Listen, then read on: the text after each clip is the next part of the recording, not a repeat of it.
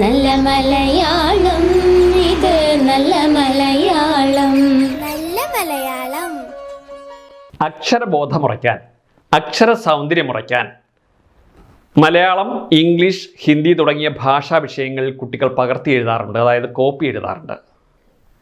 മലയാളത്തിലെ അക്ഷരങ്ങൾ എഴുതുന്നതും വായിക്കുന്നതും നമ്മൾ ഇടത്തു നിന്നും വലതുവശത്തേക്കാണ്.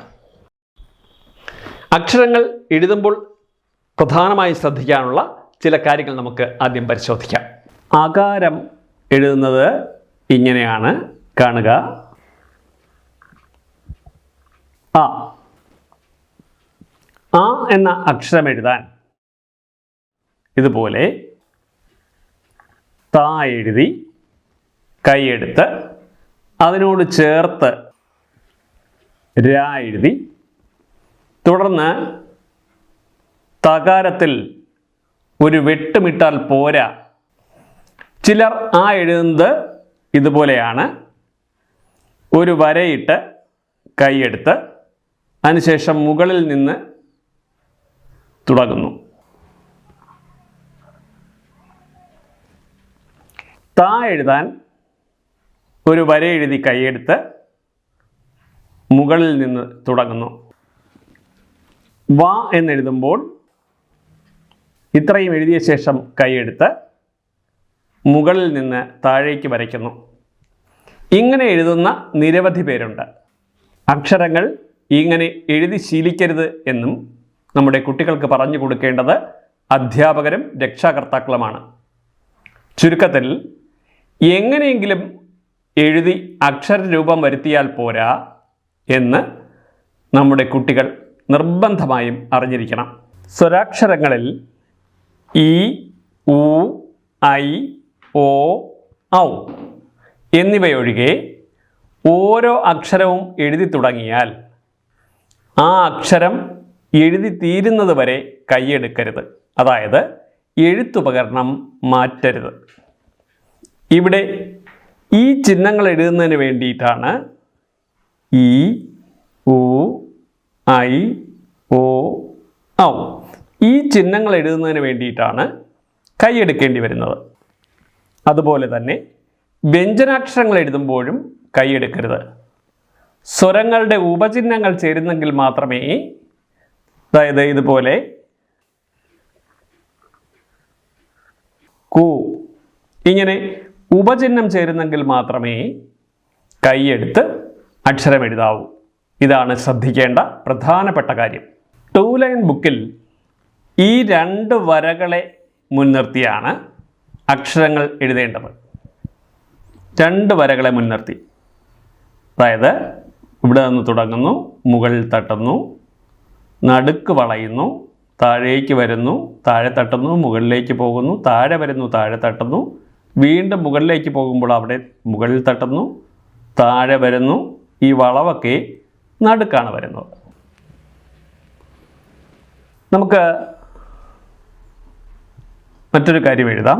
എഴുതാൻ പഠിക്കാം. നോക്കൂ, എ, രു, താൻ,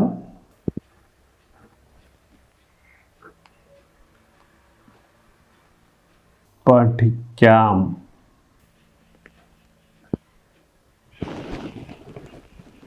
അപ്പോൾ ഈ വരകളുടെ, ഈ 2 വരകളുടെ താഴെയും മുകളിലും അക്ഷരങ്ങൾ എഴുതുന്ന ഈ വരകളുടെ പകുതി വലിപ്പമുള്ള ഓരോ വരകൾ കൂടിയുണ്ട് എന്ന് സങ്കല്പിച്ചെഴുതുന്നത് പ്രവൃത്തി എളുപ്പമാക്കും. എന്താ അങ്ങനെ സങ്കല്പിക്കുന്നത് കൊണ്ടുള്ള ഉപയോഗം? അത് നോക്കൂ. ഇവിടെ ഒരു വരയുണ്ട് എന്ന് സങ്കല്പിക്കുന്നു. കാണാം, ഈ വരകളുടെ പകുതി വലുപ്പമുള്ള ഒരു വര. അതുപോലെ മുകളിലും ഇങ്ങനെ ഒരു വരയുണ്ട് എന്ന് നമ്മൾ സങ്കല്പിക്കുന്നു. സങ്കല്പമാണേ, വരയ്ക്കാൻ പാടില്ല. ഇവിടെ മുകളിലേക്ക് ഉയരുന്ന അക്ഷരങ്ങൾക്കും താഴേക്ക് വരുന്നവയ്ക്കും ഒരു അതിര് അവിടെ നമുക്ക് സങ്കല്പിക്കാൻ സാധിക്കും. ചില കുട്ടികൾ 4 ലൈനിൽ എഴുതുന്നത് കണ്ടിട്ടുണ്ട്. ഒരിക്കലും മലയാളം അക്ഷരങ്ങൾ 4 ലൈനിൽ എഴുതി ശീലിക്കരുത്. 4 ലൈനിൽ ഈ വരകൾക്ക് തുല്യ അകലമായിരിക്കും പൊതുവിലുണ്ടായിരിക്കുക. ഇനി വേണമെങ്കിൽ നമുക്ക് ഇതിൻ്റെ മധ്യഭാഗത്ത് കൂടി ഒരു വരയുണ്ടെന്ന് സങ്കൽപ്പിക്കുക. അങ്ങനെയും ആകുമ്പോൾ നോക്കൂ, ഇവിടെ മധ്യഭാഗത്തൊരു വരയിടുന്നുവെങ്കിൽ ഇവിടെ ഈ വളവ് ഇതെല്ലാം ഈ മധ്യഭാഗത്തെ വരയിലാണ് വളഞ്ഞു വരുന്നത്. ആയിലാകുമ്പോൾ ഇങ്ങനെ വരുന്നു. കണ്ടില്ലേ? ഇവിടെയാണ് ഈ വളവുകളൊക്കെ വരേണ്ടത്. ഇതും സങ്കല്പിക്കാനേ പാടുള്ളൂ, വരയിട്ട് എഴുതി ശീലിക്കരുത്. എളുപ്പത്തിന് വേണ്ടി ഇങ്ങനെ പറഞ്ഞു എന്നേ ഉള്ളൂ. അക്ഷരങ്ങളുടെ കൈയെഴുത്ത് മിക്കവാറും വലംപിരിയിൽ എഴുതുന്ന രീതിയാണ് മലയാള ഭാഷയ്ക്കുള്ളത്. വലംപിരി, അതായത് ക്ലോക്ക് വൈസ് വലതേക്ക് പോവുക.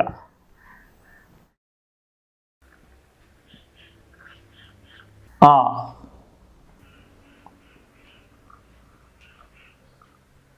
ക, ത,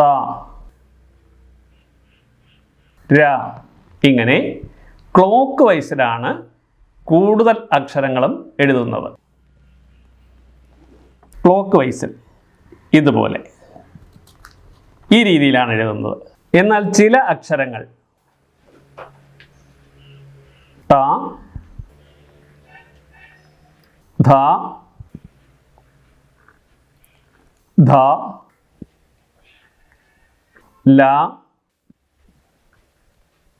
ഴ തുടങ്ങിയവയൊക്കെ ഇടംപിരിയിൽ, അതായത് ആൻറ്റി ക്ലോക്ക് വൈസ് ആണ് എഴുതുന്നത് എന്നും നാം അറിയണം.